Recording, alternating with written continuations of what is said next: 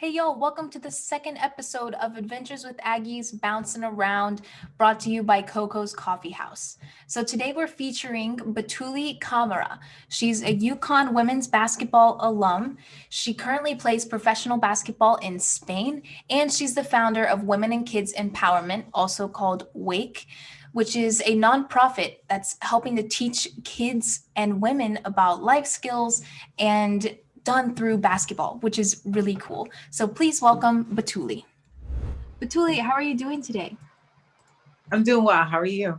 I'm good. I'm so excited you're here, and I'm pumped to share your story as well. But let's just start. Can you give me some background, I guess, who you are and what you do? Yes, my name is Batouly Camara. I'm 24 years old. I always wonder when that age will stop me me saying that in my introduction. But I'm a recent grad of University of Connecticut, where I played basketball and also received my master's in sport management. I'm currently in Spain playing basketball professionally. And amongst all things that I love, I'm the founder and CEO of Women and Kids Empowerment, a nonprofit that works to educate, equip, and empower young girls through education, sport, and social entrepreneurship programming. That's amazing. That's just boom, boom, boom. All the highlights that I want to talk about in your intro. So I love it. Cool. I guess let's start from the beginning. Can you kind of share some of your earliest memories playing basketball? Yes, some of my earliest memories playing basketball were just on the pickup court. I feel like it was such a unique part of my upbringing and made such a difference in my life, being able to build community and build sisterhood. And that was where I had my introduction to the sport. And from there, when I first started playing on my middle school basketball team, which is an all boys team, to my first AU team, the Riverside Hawks, with my mentor and coach at that time, and still my mentor today, Shanae Jones. And it was just a transformative experience. And I fell in love with the game through sisterhood. And as I said, community and just feeling really a part of something bigger than myself. And those are my earliest memories. And they have shaped the way I look at sports today.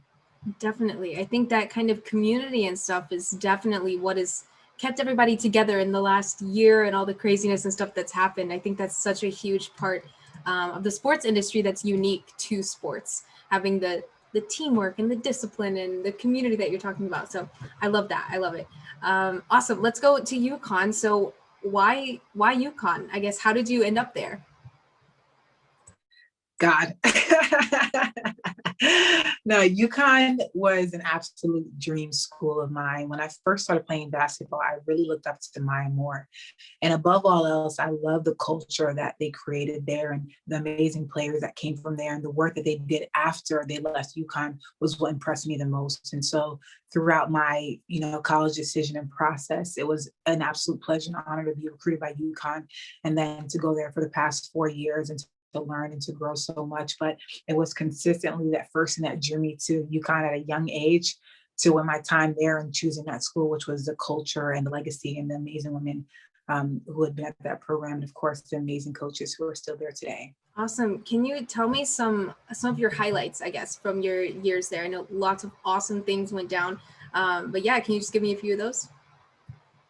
I would say a few highlights was having the freedom and the awakening moment when I went to Guinea, West Africa in 2017 to start my nonprofit organization, Women and Kids Empowerment. That was a really beautiful moment. And then to be able to come back to UConn and to see, what we were fighting for and to be around amazing and incredible women, it really pushed me and motivated me to do more on and off the court. So that was a real highlight. And I feel like I can't talk about college or my life without that significant moment in my life. And the second would be there's just so many to name, but you think back to senior night, which is such a special night. It feels like a full circle moment where you experience it year after year, and then it's finally your moment to be celebrated, to be recognized, but also to say to your class and to the fans, like, we did it, we're here. It's such a special moment and a moment that I'll never forget, being able to share with my family, my coaches and teammates and the fans. Definitely, definitely. I love that. People talk about the senior night. It's always in the movies, like Yeah. it's here. We're so excited, but I guess being able to experience that is so cool, so awesome. Great. I want to kind of move into Wake, but let's talk about just the power of sport and community impact first. I know you speak about this a lot. That's how I found you and how we met. But people like throw that around a lot, right? Like the power of sport. I don't know what that means, you know, like I already kind of talked about it, but right now I'm taking this class at NYU called How Basketball Can Save the World. Crazy class, Mm, right? And like that's wow. I talking need to about, take that class. yes, please, come on. Let's do it. But it's so cool how like we're talking about specifically basketball, but also just in general, sport like saves the world, you know, and does all this crazy things for so many people of all different walks of life. So can you just kind of tell me what you take like this phrase, the power of sport, to mean? I've been trying to break that down for a long time. And for me, the power of sport is that sport is a unifier, it is a bridge, and it's the power of play. What do you learn without words? So often we have conversations or, these debates, but it's just the power to come together on a court and have a shared moment and a shared experience and this openness and this willingness to learn about the other person you're playing with or against. And it's just it's sport is one of those things that, like I said, I'm here in Spain. I don't speak Spanish, but it has no language. It's just this synergy and this element that you can come together. And so I think that's the power of sport. It's about breaking down barriers that don't need words, that are just through shared experience, and that humanizes us in such a beautiful way that I think nothing else does, and connects us um, in so many different ways. And so that's what I think the power of sport is. I think it's fluid, I think it's changing, but I think it is something that is so powerful and something that we're all still trying to grasp because it's so incredible. Definitely. I can tell you've been thinking about that. Like just based on your Yes, I answer. I have. know you have. I know you have. I love I have. much more well versed than I am when it comes to this question. I'm trying to figure it out, but we'll see. But that's so cool. Let's talk about how you put all of those into Wake. So I guess can you just start by giving us kind of the mission and the goals and what Wake is? Right. So our mission, we're a US based nonprofit, but we work out of Guinea and the US in New York City specifically. And we work to educate, equip, and empower young girls through sport, education, and social entrepreneurship skills. And a lot of people usually ask me why that social entrepreneurship aspect, because we constantly talk about, the power of sport, but also the power of transferable skills that you gain through sport. And what better way to utilize that than through business? And I think sport teaches you how to negotiate. It teaches you how to problem solve in so many different ways. And it teaches you how to be resilient and to just connect with various people. And I think that is exactly what business is today. And you're doing that on the court every single day. And so that's why it's a huge key and an aspect for us in our organization. And through that time, we were initially global. And so we did camps throughout India, France, and Guinea, and in the US. And now, again, based more in Guinea and the US, and working to build out more day-to-day programming through an after-school setting. And right now we're working on our first capital projects, which is to build courts in Guinea and safe spaces for kids to come play, learn, and grow. Again, still trying to get to that day-to-day basis instead of being annual. That's so cool. Lots of things are happening. I can tell you have lots of projects going on and stuff. But I guess backtracking a bit, what was the motivation? Like, how did you know this is what you wanted to do? I feel like there's always that quote you see on Instagram or Twitter, and it's like, what would your younger self say? Write a letter to your younger self. What would you tell yourself? And for me, it was about going inside of myself and saying how much of a community it took to get me here. Like I mentioned, my mentor, Shanae, my high school basketball coach, so many different people really poured themselves into me to allow me to get here today. And I said, if I had the opportunity, I would do the same. And once I went to Guinea, it was made clear to me. It was like I was looking into myself, mirrors and windows effect of these young girls saying, I want to be better than you. I can be better than you, but I need resources, I need access, and I need opportunities to fight for my dream. And that's real because I know if I didn't have that, I wouldn't be where I am today. And I know what sport has awarded me and how it has changed the trajectory of my life to date. And that I'm still living proof of that. And that's what kept me going. That's what compelled me to start it. I would literally go to sleep and I was like, something has to happen because sport is amazing. And I see these young women who are fierce and who are way better than I was at that age. And they deserve they deserve access, they deserve resources, and they deserve opportunities to fight for their dreams. And that's literally what's kept me going for the past 4 years. That's incredible. I can feel the drive, like just hearing you speak. I love hearing you speak, first of all. And I love that you use these quotes and stuff. Like the people talk about quotes, they throw them around and everything, which I'm also going to ask you a little bit later. Kind of the advice that yes, I know you do. I love it. But I guess the kind of a follow-up to that is what are you working to empower these women and children to do? Right? Like, I know you were talking about business and entrepreneurship and stuff. Do you have, like, I don't know, the success stories or something like that? Like, what have they been able to do so far with your program? And how do you tell them to do it? I guess, how do you put them out there to work on their skills? That is a great question. And you know, the more I love that word empower, but the more I think about it, young kids all over the world are empowered and they just need the access and the resource and opportunities to live out their dreams. And so one success story, one of my favorite stories that really inspired me to start Wake was a girl named Bintu. And she came in the gym during the first day of camp and she had a large red cooler over her head and a beautiful dress and flip-flops, and she was dribbling up and down the court. And we later found out that she would sell the items in the cooler and have to leave early and come back. And today she no longer sells. And she's been a part of the program and she's attending school full time. She's developing in her game and blossoming as an amazing young leader and a woman and is more vocal. And you start to see a child come alive and come into themselves. And you can see that and through sport and that day-to-day interaction. But it takes building community and it takes saying we support you through it all, through your good days, through your bad days.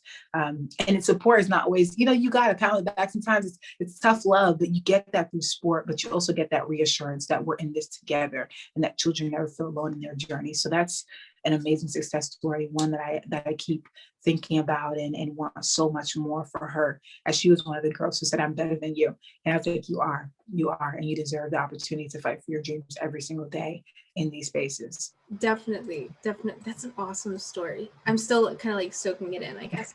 But it's so cool. Like, so cool how that the little things, like she was selling and now she's part of this awesome program that you've built. That's incredible and I love it.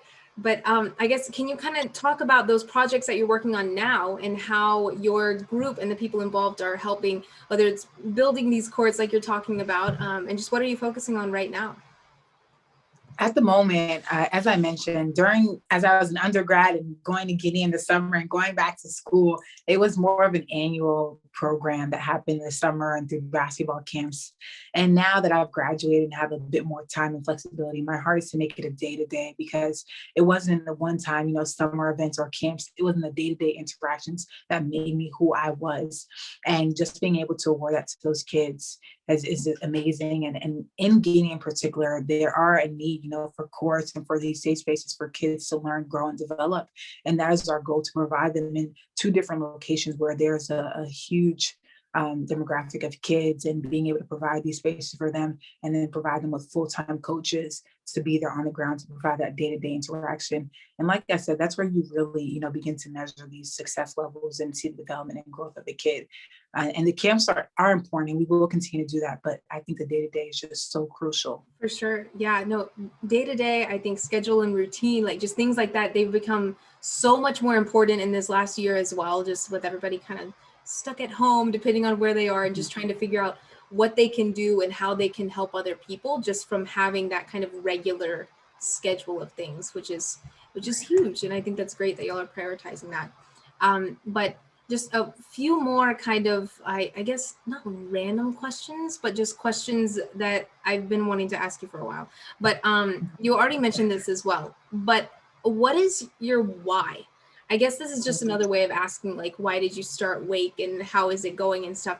But I don't know how I would answer this question. So I guess it's unfair to ask you because I'm not sure what my why is. But yeah, what's your why?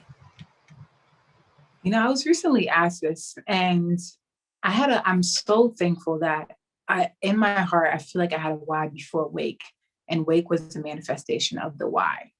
And through that, I have always, from a young age, I always say, as a first generation, I grew up learning history lessons instead of fun facts. Life was real very early, growing up in New York, taking the train, having my first generation mother tell me of stories of those who didn't have the same opportunities that I did, and why it was so important for us to not take advantage of these opportunities. And so for me, my mission and my vision, I felt at such a young age, was to empower young women. And so that's why I think back to sport and why I was drawn to sisterhood and community, because that was what it was about. It was about being a natural bridge and a connector and connecting communities to resources that were available to them. because that was what my story was. And so at a very young age, I felt like to empower young women, through education and through sport, but to really create spaces for them to dream. I think at its core, because for me, I just know that first moment or that first, flicker of hope and what that has propelled me to do, and then the community that I've had. So I think those two things just really create spaces for women to dream, and then on the back end, create resources for them to step into their limitless potential, and then, work to fight for those dreams. Definitely. I love wake. I want to be involved. I want to jump in. You are. Everyone is a part of the family. You are a part of the Wake family. Amazing. No, it's so cool. I love the passion as well. Like I can just tell from hearing you speak now and your website and just things, like I can see how much passion there is, not just from you, but from everybody involved, which is a community that you're talking about now, which is so cool. But the family, I love it. I love it so much. Awesome. Okay, just a couple more for you, but I do want to ask you, this might be a hard question, probably harder than I had anticipated, but what is your favorite quote? Like, do you have one that you kind of live by and think about a lot? I know I do. Mm-hmm. That's amazing. And I have so many favorite quotes that it's kind of a hard question. But recently I feel very anchored to, I stand as one, but I come as 10,000. I feel like when I hear that quote, it moves me, because I just have this visual representation of when I'm stepping into a room, when I'm nervous, when I'm scared, or I feel like I'm not enough. I remember my girls. I remember all the communities that I represent, and I remember I'm 10,000 strong in this moment. And Maya Angelou said it, and it was just. I remember the first time I heard it, I was like, "This is something. This is something different." Because when we talk about the power of sport and sport being the unifying, the bridge, I think it's being 10,000 strong of the intersection as a Black, as a Muslim, as a first generation woman, and being able to bring all of that onto a court. And then when you look at people that way and you look at a court, you're like, this is the most diverse thing in the world. And where else can you find this at one time with this level of synergy? So I love that quote. I stand as one, but I come as 10,000. And that gives me confidence that, sets my soul on fire, and it keeps me going, because it's for them. It's for them more than it is for me in any sense, in any shape, form. Definitely. I think all women in sport need to know that quote and think about it. And Love it. Yeah, that's good. It's true. I was hoping you would say that one. I know I've heard you say it. I love it. He's not predictable. Oh, no, I can tell the first time I heard you say it, I was like, yeah, you really feel that one. Like, I love it. I love how passionate and like how true it is too. Awesome. Okay, so I have to ask you about Spain, and you're in Spain right now. How's this going for you? Or I don't know, how's the whole experience been? It has been amazing, and I do want to share more of it. It has been a cultural awakening. It's a place I've never been, and I'm here now for 7 months, and you learn so much about people, and you learn about yourself. And to be on a team where people are from Poland, from Russia, from Venezuela, from the Bahamas, it's just such a diverse team, and it has been an amazing experience traveling, learning more about people, and playing the game that I love. It's something that every day I wake up and I'm just like, oh my goodness, this is the experience of a lifetime. That's so cool. So cool. I wanna have that one day, but that sounds awesome. You mentioned the language before, but how has that been trying to get adjusted and things? I don't know. I'm not fluent in Spanish. I could probably strike up a conversation if I had to, but I couldn't imagine trying to play basketball in Spanish. So how's that? Yeah, it's not easy. It's not easy, but I'm so thankful that on my team, my coaches and some of my teammates speak English. So that has been very, very great. That's been great, because I know some people on teams who don't have that opportunity, and no one on their team speaks English, so they learn a bit quicker. And I'm actually thankful that I took Spanish in middle school and high school, and that has really carried me through into a deeper understanding. And again, growing up in New York City, a huge melting pot, you're hearing so many different languages every single day. And so for me, it has been a great adjustment. I feel like I'm picking up the language quickly. My teammates might not say so, but I am. I think so. That's what matters. But it has been great so far, and the language is so fun. It's so fluid, and when you see the language mixed in with culture, it just makes it so much more beautiful. Definitely. I will say, when I visited Spain, I was so thankful for those years I took in middle school and high school, just like you're saying. Yes. I can, I don't know what everyone is saying all the time, but I could kind of get a gist, and Yeah. it does make a difference. But cool. I guess just to wrap up, I end all of my shows on advice. You've given plenty of advice so far. But what is this? We were talking about this earlier as well, but what is one piece of advice you would give to your younger self? I would always say to my younger self is start with what you have because you have enough. And I feel like especially as women, we often come from a weak, standpoint and point of view. And it's start from strength based. You have everything you need. You have the resources. You are smart enough to seek them out and to tap into them and to ask questions. And I would say, start with what you have because the passion will drive through and everything else will come into place. If your heart is in the right place and you want to do it for the right reasons, start with what you have because that's enough.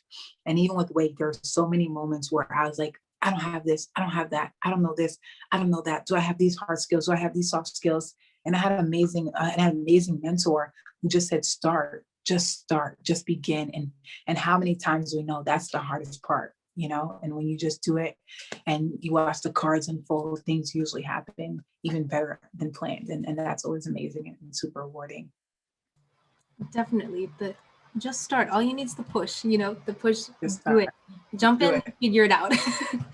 But Exactly. yeah, awesome.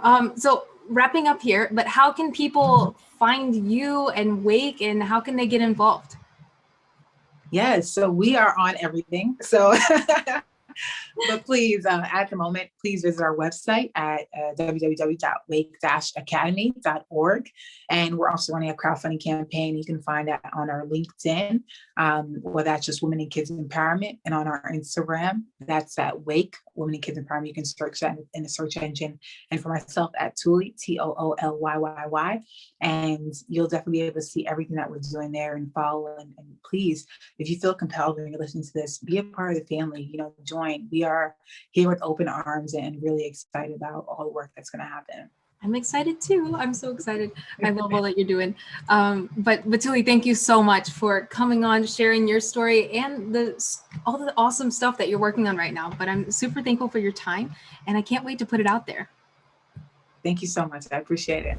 Thanks so much for sharing your story, Batouly. I'm super excited, and I'm going to link everything below to contact Batouly and get involved with Wake. Stay tuned for our last episode of Adventures with Aggies Bouncing Around with Larry Williams, also known as Bone Collector. He's going to share his story about training with amazing athletes, including LeBron, Kobe, James Harden, and so many more, and why he does it, what his motivation is, and what drives him. So stay tuned for Friday.